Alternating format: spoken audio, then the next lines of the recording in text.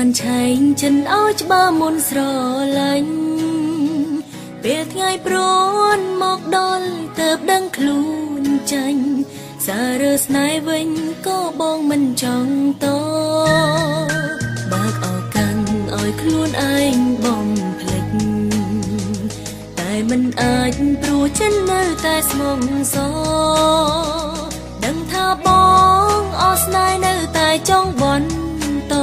នឹងឃើញតែរឿងល្អមិននឹកកំហុសបងនៅក្បែរគេកុំភ្លេចលួចនឹកអូនខ្លះផងទោះបីបេះដូងបងបានឲ្យទៅគេអងទឹកភ្នែកអូនហូរព្រោះនៅស្រលាញ់បងស្មងចងចាំទុំចូលស្រីម្នាក់នេះនៅតែស្នេហ៍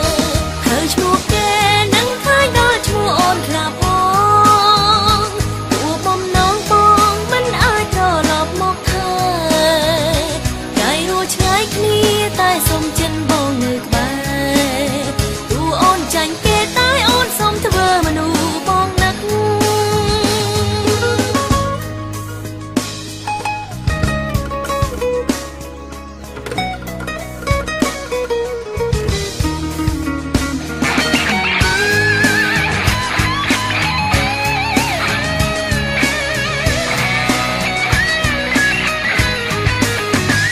បើកឱកាសឲ្យខ្លួនឯងបំភ្លេចតែមិនអាចព្រោះចិននៅតែស្មុគសដឹងថាបងអស្នេហ៍នៅតែចង់បន្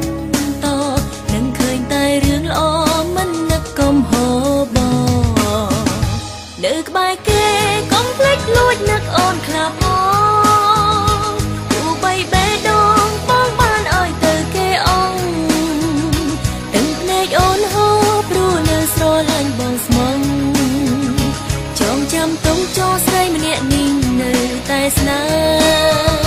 ហើយឈ្មោះគេនឹងឃើញដល់ឈ្មោះអូនខ្លះផងទោះបំណងបងមិនអាចត្រឡប់មកឃើញតែរស់ឆ្ងាយគ្នាតែសុំចិនបងនៅក្បែរទោះអូនចាញ់គេតែអូនសុំធ្វើមនុស្សបងនឹកលួចនឹកអូនខ្លះផងទោះបីបេះដូងបងបានឲ្យទៅគេអងទឹកភ្នែកអូនហូរព្រោះនៅស្រលាញ់បងស្មងចងចាំទុំចូលស្រីម្នាក់នេះនៅតែស្នេហ៍